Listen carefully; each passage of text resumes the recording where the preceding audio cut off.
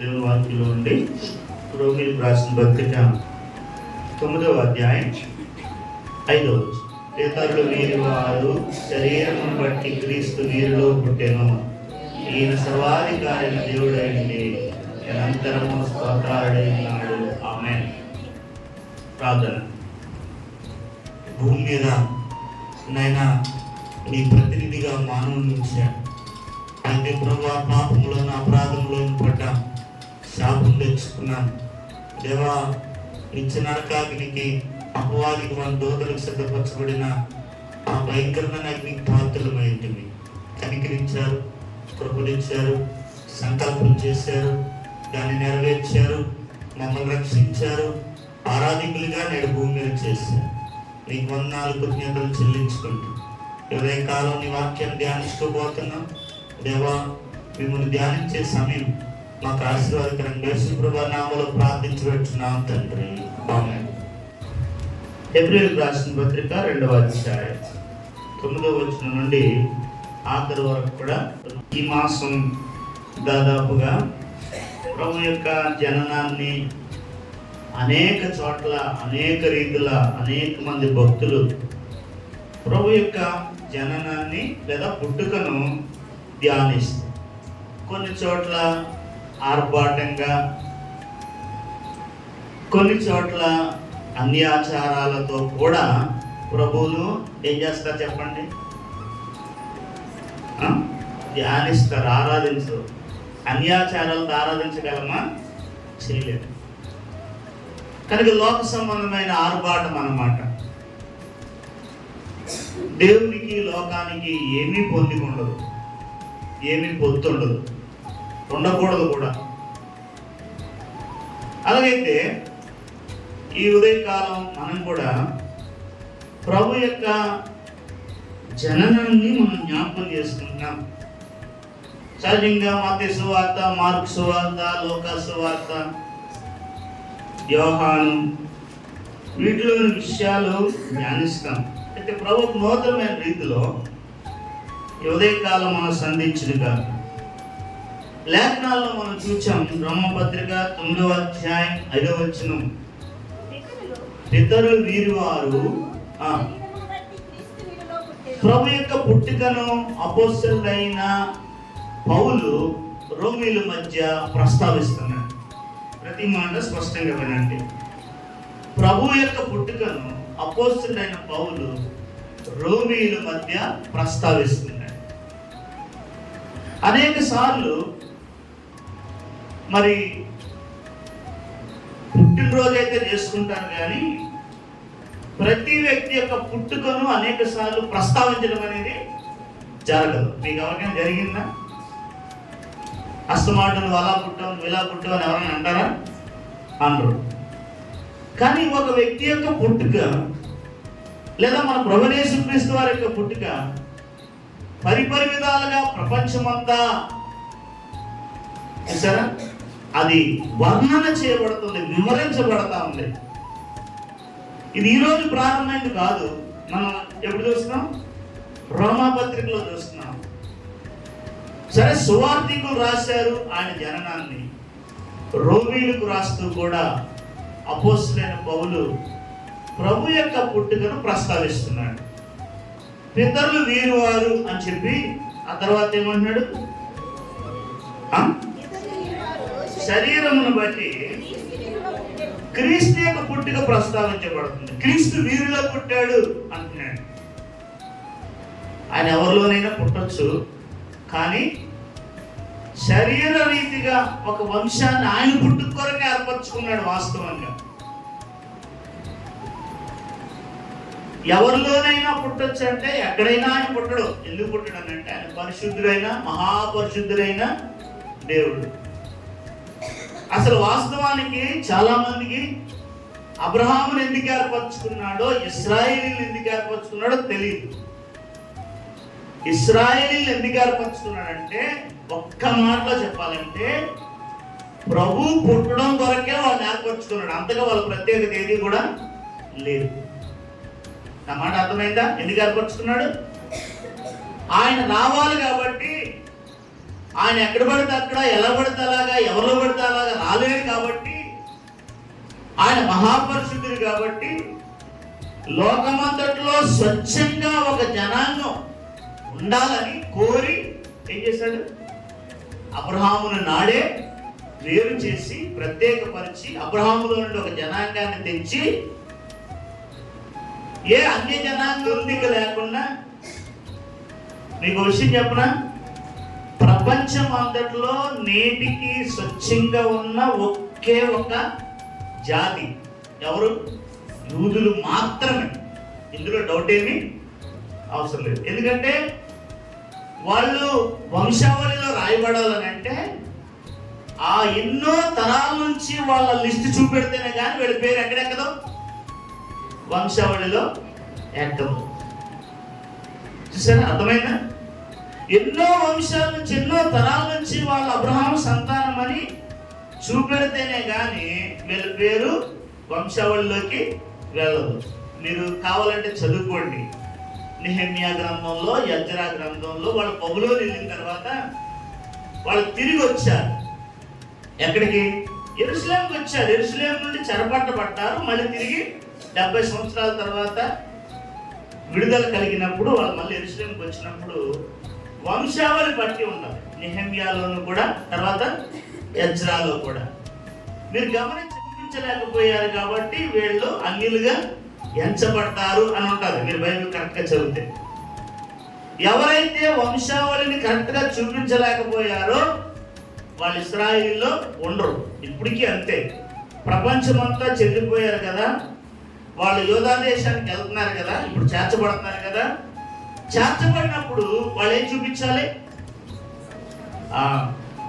ఎందుకు ఇట్లా జరిగింది అంటే ఒక్క మాట. ఇంత చెప్పడానికి కారణం ఏంటంటే స్వచ్ఛమైన ఒకే ఒక్క జాతి ఎవరు? చదవండి. పితరులు వీరు వారు శరీరమును బట్టి వీరిలో పుట్టారు. అలా రావడానికే. ఎందుకంటే తర్వాత మాట చదవండి. తర్వాత మాట, ఈయన ఎవరు? ఎందుకు అంత ప్రశస్తమైన జాతి, అంత ప్రశస్తమైన జనాంగం, ప్రత్యేకించబడిన జనాంగం ఎందుకు అవసరమైందంటే ఈయన ఎవరంట? సర్వాధికారి అయిన దేవుడై ఉండి నిరంతరము ఈయన ఎవరు? నిరంతరము స్తోత్రార్హుడై ఉన్న ఆయన, సర్వాధికారి అయిన దేవుడై ఉన్న ఆయన పుట్టాల్సి వచ్చింది. వింటున్నారా? ఎక్కడ? ఈ లోకంలో శరీరధారిగా ఆయన పుట్టాల్సి వచ్చింది. ప్రియులారా, ఈ ఉదయకాలం ఆయన పుట్టినందువల్ల కలిగిన ప్రయోజనం ఏంటి? పుట్టుకను మనం ధ్యానించట్లేదు కానీ చూడండి, ఇప్పుడు మనం చదువుకున్న భాగానికి వస్తే హెబ్రీ గ్రంథకర్త చాలా విషయాలు రాశాడు. అందులో కొన్ని మీకు జ్ఞాపకం చేస్తాను. మనకు కలిగిన ప్రయోజనం దేవుని కృప వలన ఆయన ప్రతి మనుషుని కొరకు మరణము అనుభవించినట్లు దూతల కంటే కొంచెం తక్కువవాడిగా చేయబడిన యేసు మరణం పొందినందున, నేను ఈ వచనం ధ్యానించాలని ఇప్పుడు తలంచట్లేదు కానీ అందులో కొన్ని మాటలు మీరు గుర్తించాలని మాత్రం ఆశపడుతున్నాను. ఏంటంటేనంట, ఆయన మరణం అనుభవించినట్లు తిమోతికి రాస్తూ ఏమన్నాడు? ఆయన అమరత్వము గలవాడు అన్నాడు. ఎలాంటి వాడంట? సర్వాధికారి అని ఈ దేవుడు ఎలాంటి వాడు? అమరత్వం కలిగిన వాడు. కానీ హెబ్రీ గ్రంథకర్త అంటున్నాడు, ఆ దేవుడు భూలోకానికి ఎందుకు వచ్చాడంటే ప్రతి మనుషుని కొరకు ఏమనుభవించడానికి? మరణం అనుభవించడానికి. ఎందుకు మరణం అనుభవించాలి ఆయన? ప్రతి మనుషుని కొరకు ఎందుకు మరణం అనుభవించాలంటే మనుషుని యొక్క దుస్థితి, మానవుని యొక్క దుర్గతి 14వ వచనంలో మనం చూస్తాం. ఏంటి మానవుని యొక్క దుర్గతి అంటే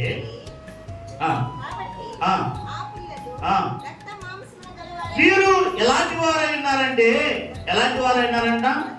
వీరు రక్తమాంసములు గలవారై ఉన్నారు. ఈ మానవులు, ఈ మనుష్యులు, ఈ పిల్లలు ఎలా ఉన్నారంట? రక్తమాంసములు గలవారు. రండి, ఈ కారణం చేత ఆయన కూడా మార్చేసుకున్నాడు. ఎలా మార్చుకున్నాడు? చివరిలో ఏం చదవండి, అదే వచ్చును. ఈయన కూడా రక్తమాంసములలో ఎందుకు పాలువాడయ్యాడు? ప్రియుడా, సహోదరుడా, సోదరి, ఎందుకు పాలువాడయ్యాడు? నీ కొరకు. నువ్వు రక్తమాంసములు గలవాడు కాబట్టి, నీవు రక్తమాంసములు గలవాడు, నేను రక్తమాంసము, మనం రక్తమాంసములు గలవారు కాబట్టి ఆయన కూడా మనవలే ఏమైందంట? రక్తమాంసములలో పాలువాడయ్యాడు. ఈ ఉదయకాలం ప్రియులరా, ఎంతకి ఆయన తగ్గాడో చూడు. ఎందుకు తగ్గాడు? అది మన ఆలోచన ఏంటంటే, ఆయన ఎందుకు అంతగా తగ్గాడు? ఆ పిల్లలు ఎలాంటి వారు? ఉదాహరణకి నీ బిడ్డ ఎవరో బురదలో పడిపోయాడు, నువ్వు బురదలో దిగుతావా దిగవా? కర్రెంట్ లాగుతావా? చెప్పు, ఏం చేస్తావు? కరెంట్ లాగో. అర్థమైందా? అదే ఏ కోడి పిల్ల కుక్క పిల్ల పడితే కరెంట్ లాగుతావు. కానీ నీ బిడ్డే బురదలో పడినప్పుడు, అర్థమైందా? సెన్స్ అర్థమైందా మీకు? నీ బిడ్డే బురదలో పడినప్పుడు నువ్వు అమాంతం బురదలో దిగుతావు. నీ బిడ్డే కాలువలో పడినప్పుడు నువ్వు అమాంతం కాలువలోకి దిగుతావు. ఆ పిల్లలు ఏమయ్యారంట? రక్తమాంసములు గలవారయ్యారు కాబట్టి ఆయన కూడా ఏమయ్యాడు? ఈ ఉదయకాలం ప్రభు యొక్క ప్రేమ, ప్రభు యొక్క యోచన, ప్రభు యొక్క తలంపు ఎలాంటిదో మన విషయమై మనం రక్తమాంసములు గలవారమై ఉండగా ఆయన ఏమి సంకోచించలేదు. జాగ్రత్త వినండి. ఆయన ఏమి, అదే ఇప్పుడు చెప్పింది అదే, బురదలో పడిన బిడ్డను తీయడానికి తల్లి సంకోచిస్తుందా? బురదలో దిగడానికి సంకోచిస్తుందా? ఆలోచిస్తుందా? ఆలోచించదు. ప్రభు కూడా ఏమాత్రము తాను తగ్గిపోవడానికి, మహిమను విడిచిపెట్టడానికి ఏమాత్రం ఆయన సంకోచించలేదని ఫిలిప్పీ పత్రికలో మనం చదువుతాం కదా. ఏమని? ఆయన దేవుని స్వరూపము కలిగిన వాడయ్యుండి దేవునితో సమానముగా ఉండుట విడిచిపెట్టకూడని భాగ్యమని ఎంచుకోలేదు అని మనం చూస్తాం. ప్రియుడా, సోదరి, ఆయన ఏమాత్రం సంకోచించలేదు. కారణం ఏంటంటే ఆ పిల్లలు ఎలాంటి వారంట? రక్తమాంసం. ఇప్పుడు మరణం గురించి చూద్దాం. ఇప్పుడు 9వ వచనంలో ఏం చూస్తాం? ప్రతి మనుషుని కొరకు కూడా ఆయన ఏం చేశాడంట? మనం ఇలా వినండి, మనం రక్తమాంసములు గలవారమైనందున ఆయన కూడా ఏమైపోయాడు చెప్పు? రక్తమాంసం గలవాడైపోయాడు. ఇప్పుడు ఆయన ప్రతి మనుషుని కొరకు మరణం అనుభవించి, ఎందుకు మరణం అనుభవించాడు? తర్వాత ఏం చదవండి, అదే 14వ వచనం. ఆ ప్రకారమే మరణము యొక్క బలము గలవానిని, అనగా అపవాదిని, మరణ బలము కలిగిన వాడు ఉన్నాడంట. వాడిని మరణము ద్వారానే ఏం చేయాలి? వాడు చావాలంటే మరణించాలి. వింటున్నారా? వినండి. మరణ బలం కలిగిన వాడు అంటే ఎవరు? అక్కడ రాయబడింది. ఎవరంట? అపవాది. వాడు చావాలంటే, వాడు మరణించాలంటే ఈయన మరణించాల. వింటున్నారా? ఏం చేయాలా? ఈయన ఆ మరణాన్ని జయించగలిగిన వాడు ఈయన మాత్రమే.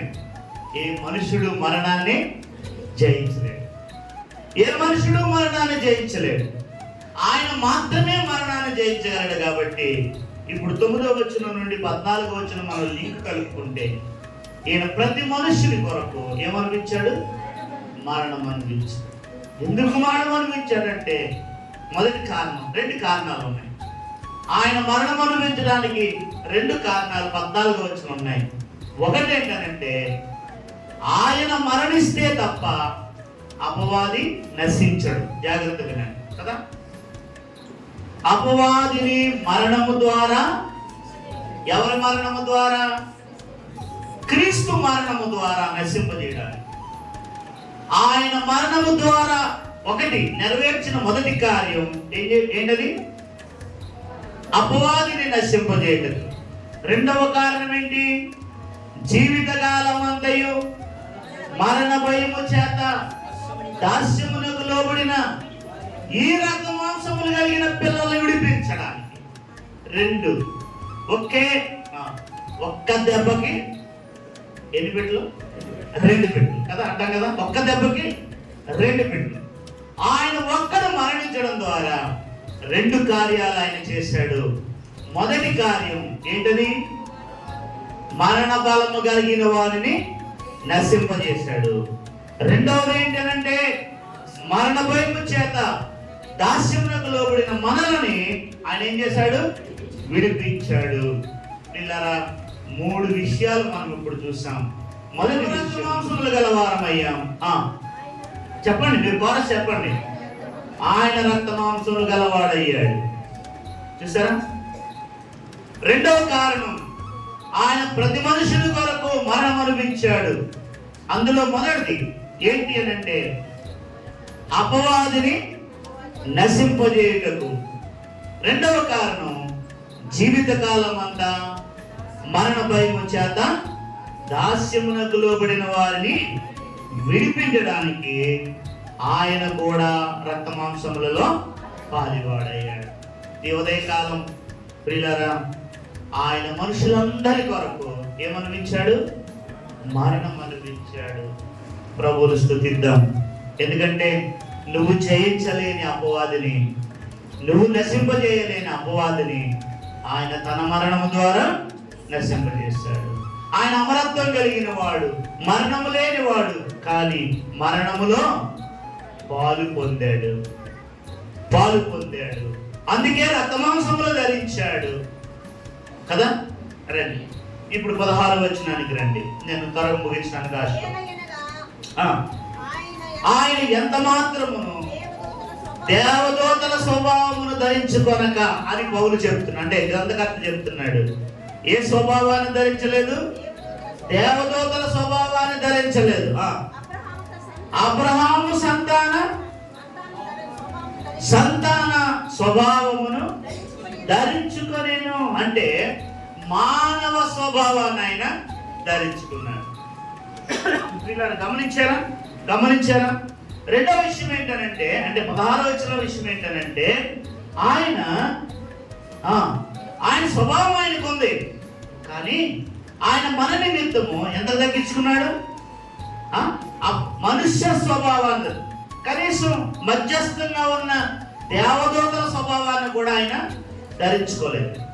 హీనమైన మానవ స్వభావంలోనికి ఆయన దిగిపోయాడు. ఎంతగా దిగిపోయాడో మనం చూస్తున్నాం. ఆయన పుట్టుక అనేక విధాల సంపూర్ణ త్యాగంతో కూడిందై ఉంది.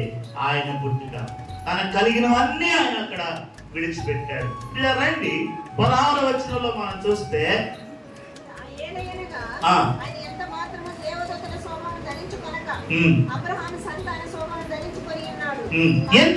ఎందుకు అబ్రహాం యొక్క సంతాన స్వభావం ధరించాడు?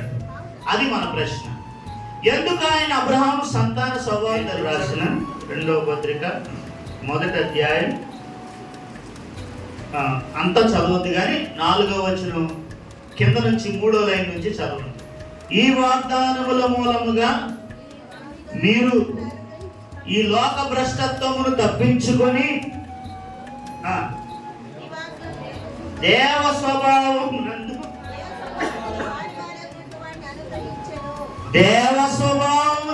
ఇక్కడ 2 స్వభావాలు కనబడుతున్నాయి.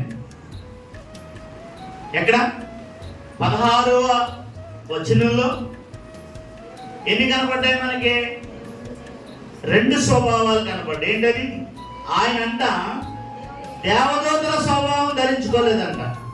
మరే స్వభావం ధరించుకున్నాడంటే అబ్రహాము సంతాన స్వభావం, అంటే మానవ స్వభావాన్ని ధరించుకొని మానవుడికి లోకంలోనికి వచ్చాడని రాబడింది. ఎందుకు అలా వచ్చాడనంటే నీకు నాకు దేవ స్వభావములో పాలిభాగం ఇవ్వడానికి. ఇలా చెప్పాలి. ఆయన మన స్వభావంలోకి ఎందుకు వచ్చాడంటే మనం ఆయన స్వభావంలోనికి రావడం, మార్చబడ్డాడు. Very good. అని ఎందుకు వచ్చాడు? ఆయన స్వభావాన్ని విడిచి ఈ స్వభావంలోకి ఎందుకు తగ్గించుకున్నాడు అంటే ఈ మానవ స్వభావంలో నుండి, మానవ నైజములో నుండి నిన్ను ఆయన స్వభావంలోనికి, ఆయన నైజములోనికి మార్చే నిమిత్తం ఆయన అబ్రహాము సంతాన స్వభావాన్ని ధరించుకున్నాడని మనం ఈ మాటను బట్టి మనం జ్ఞాపకం చేసుకోవచ్చు. ఏమనంటే దురాశను అనుసరించడం వలన లోకమందున్న భ్రష్టత్వమును ఈ వాగ్దానముల మూలముగా మీరు తప్పించుకొని దేవ స్వభావమునందు పాలివారగుడు కొరకై ఏమంట దేవ స్వభావమునందు పాలివారన్నట్లు వీటిని అనుగ్రహించాడు. వీళ్ళారా దేవ స్వభావములో పాలివాడు, రక్షించబడిన దేవుని కుమారుడు, దేవుని కుమార్తె. ఏ స్వభావం? దేవ స్వభావం, దైవ స్వభావం కదా. 2వ అధ్యాయం.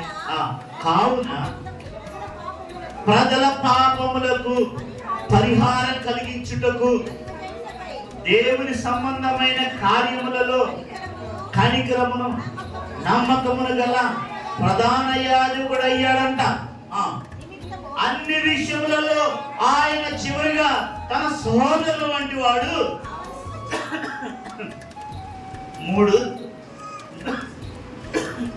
భాగాలు చూస్తూ వచ్చాం. మొదటిది, ఆయన రక్త మాంసములలో పాల్గొనే. రెండవది, ఆయన మరణములో ప్రతి మనుషుని కొరకు మరణం అనుభవించాడు. మూడవది, ఆయన మానవ స్వభావములో పాల్గొనయ్యాడు. నాలుగవది, ఆయన ఏమయ్యాడు చెప్పండి? అది తన సహోదరుల వంటి వాడు కావలసి వచ్చింది. తన సహోదరుల వంటి వాడు అయిపోయాడు. ఎందుకు అయ్యాడో ఎక్కడుంది? ఎందుకు అయ్యాడంట? పాపముల పరిహారము నిమిత్తం. వింటున్నారా? ఎందుకంటే ఆ సహోదరుల వల్ల కావట్లే. జాగ్రత్త, విన్నారా? ఈ మాట అర్థమైందా? పాపములను పరిహరించడం ఎవరి వల్ల కావట్లే? ఆ సహోదరుల వల్ల కావట్లే. ఎవరా సహోదరులు చెప్పండి? పాత నిబంధన కాలంలో వెరీ గుడ్, పాప పరిహారం కొరకు ప్రాయశ్చిత్తార్థ బలి నిర్వహించేవాడు ఎవరు? ప్రధాన యాజకుడు. ఆ సహోదరుడు వల్ల పాప పరిహారం కావట్లే. విన్నారా? ఇప్పుడు పాప పరిహారం నిమిత్తము ఒకటి. రెండోది, కనికరమును నమ్మకమును గల ప్రధాన యాజకుడు అయ్యాడు. తన సహోదరుల వల్లే మారిపోయాడు. ప్రధాన యాజకత్వం చేశాడు. మానవులందరి నిమిత్తము నిత్యమైన పరిహారం ఆయన చేశాడు. 24వ వచనం, ఈయన నిరంతరం ఉన్నవాడు కనుక మార్పులేని యాజకత్వం కలిగిన వాడు ఆయన. 25వ వచనం, ఈయన తన ద్వారా దేవుని ఎదుగు వచ్చి వారి పక్షమున విజ్ఞాపనము చేయుటకు నిరంతరము జీవించున్నాడు కనుక వారిని సంపూర్ణంగా రక్షించుటకు శక్తిమంతుడై ఉన్నాడు అంటాడు. ఏం కారణం అంటే చదువుదాం చూడండి. 5వ అధ్యాయం 1వ వచనం, ప్రతి ప్రధాన యాజకుడు మనుషుల్లో నుండి ఏర్పరచబడిన వాడై పాపముల కొరకు అర్పణలను బలులను అర్పించుటకు దేవుని విషయమైన కార్యములు జరిగి తిరిగే మనుషుల నిమిత్తం నియమించబడును. తాను కూడా బలహీనత చేత ఆవరించబడినందున అందులో ఏమీ తెలియని వారేడను ద్రోవ తప్పిన వారేడను ఆదిని చూపగలవాడై ఉన్నాడు. ఆ హేతు చేత ప్రజల కొరకు ఎలాగో తన కొరకు కూడా అలాగే అతను బలు అర్పించుకోవాలి. లోక సంబంధమైన ప్రధాన యాజకుడు. ఇశ్రాయేలీలో ఉన్న ప్రధాన యాజకుడు యొక్క బలహీనతను ఇక్కడ చెప్పాడు. అయితే మన ప్రధాన యాజకుడు మనకు సరిపోయిన వాడు. ఎందుకనంటే చూడండి, ఇక్కడ మాట ఉంటుంది.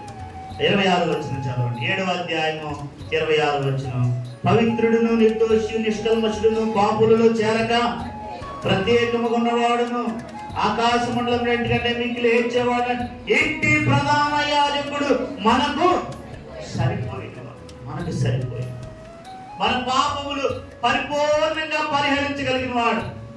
అర్థమైందా? నేను పాపిని, నేను అపరాధిని, దోషిని అని ఎవడైతే ఈ ప్రధాన యాజకుడి వద్దకు వెళ్తాడో, అర్థమైందా? ఆ ప్రధాన యాజకుడు ఎంతకు ఎలా వెళ్తారు? ఒక గొర్రెను, ఒక మేకను, ఒక కోడిను పట్టుకొని ఆయన దగ్గరికి వెళ్తారు. ఏడు తెచ్చుకున్న దాన్ని బదిలిపించి, అర్థమైందా? ఆయన కూడా అలాంటి వాడు, పాపముల చేత ఆవరించబడి వాడే, బలహీనుడే. కానీ దేవుడు నియమించుకున్నాడు కాబట్టి వీళ్ళ పక్షంగా దేవునికి విజ్ఞాపన చేస్తాడు. కానీ అది సంపూర్ణత కాలేదు. అందుకొరకని ఈయన కూడా తన సహోదరుల వంటి వాడు కావాల్సి వచ్చింది. ఎందుకు? నిత్యమైన విమోచన, నిత్యమైన పరిహారం. ఈరోజు నువ్వేదో కోడదోడనో ఒక మేకనో ఒక గొర్రెనో పట్టుకుని ప్రభు దగ్గర రావాల్సిన పని లేదు. కానీ ఆయన పాదాల దగ్గరికి వచ్చి నువ్వు ఆశ్రయిస్తే చాలు, నీ పాపములు పరిపూర్ణంగా పరిహరించడానికి నీ పక్షంగా చాలిన ప్రధాన యాజకుడి గుండెడు కొరకాయ ఆయన మానవుడిగా భూలోకంలో పుట్టాల్సి వచ్చింది. 4 కారణాలు. మొదటి కారణం, నీవు నేను ఎవరు? రక్తమాంసములు కలిగిన వారం కాబట్టి ఆయన కూడా తగ్గించుకొని రక్తమాంసముల్లోకి వచ్చాడు. నీవు నేను మరణ బంధితులు.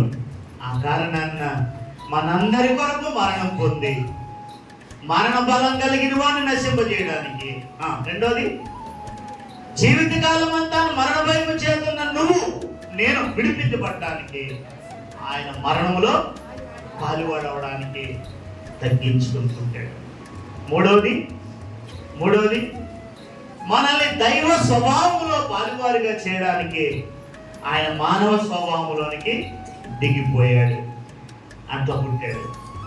అలాగే 4వది, మనందరి నిమిత్తం ఒకే ఒక్క బలియాగం ద్వారా మన పాపములకు పరిహారం చేయడానికి, నివృత్తి చేయడానికి మన పక్షంగా ప్రధాన యాజకుడిగా ఉండు కొరకై తన సహోదరుల వంటి వాడు కావాల్సి వచ్చింది. ఆరాధించుకుందామా?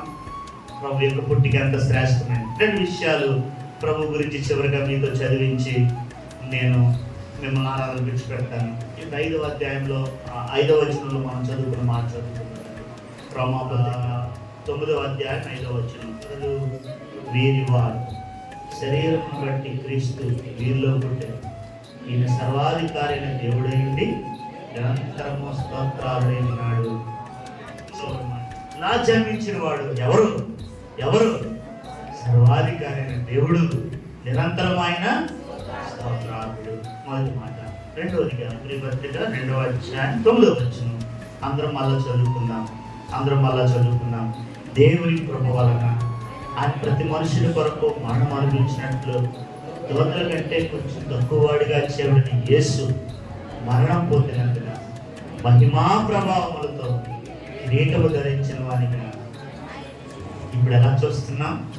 ఆయన ఎలాగున్నాడో అలాగే చూస్తున్నాం. ఆయన ఎలాగున్నాడు? నా మాట అర్థం చేసుకుంటారేమనుకుంటున్నా. ఎలా ఉన్నాడు? మొదట ఎలా ఉన్నాడు?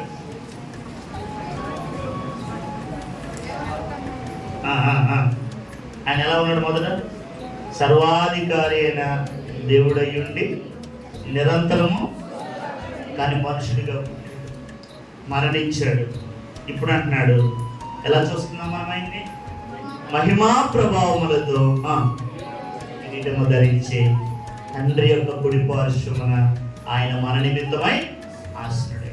ఈ ఉదయకాలం అలాంటి మహాప్రభు, అలాంటి ఘనమైన మహారాజును ఆరాధించే భాగ్యం నీకు దొరికింది. ప్రభాని మీద గొప్పవాడువా అని ఆయన ధ్యానించే భాగ్యం నీకు దొరికింది. ఆయన అర్థం చేసుకోవడానికి ఒక అవకాశం నీకు ఇవ్వబడింది.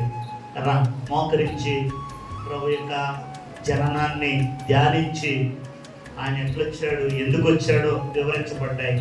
ఆ మాటలు తలపోసుకుంటూ ఈ ఉదయకాలం నీ కొరకు అంత మహిమ కలిగిన వాడు ఎంత తగ్గించుకున్నాడే, నీ కొరకు అంత మహిమ కలిగిన వాడు ఎంత తగ్గించుకున్నాడే, నువ్వేమనిపించగలవని మళ్ళా ఆయన అలాగే చూడు. ఎలా చూడు?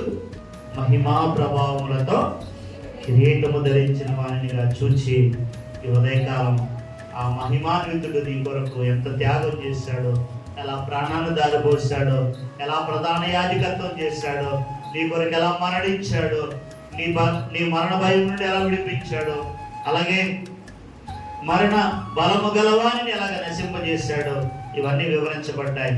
నీ కొరకు ఎలా రక్తమాంసములో పాలువాడయ్యాడో, నీ కొరకు ఎలాగ మానవ స్వభావంలో పాలువాడయ్యాడో, నీ నిమిత్తం నా నిమిత్తం ఎలాగా తన సహోదరులు వంటి వాడు అయ్యి ఆయన ప్రధాన యాజకత్వం చేశాడో, వీటన్నిటిని తలపోసుకుంటూ హృదయ కాలం ప్రభువుని మనం ఆరాధించుకున్నాం.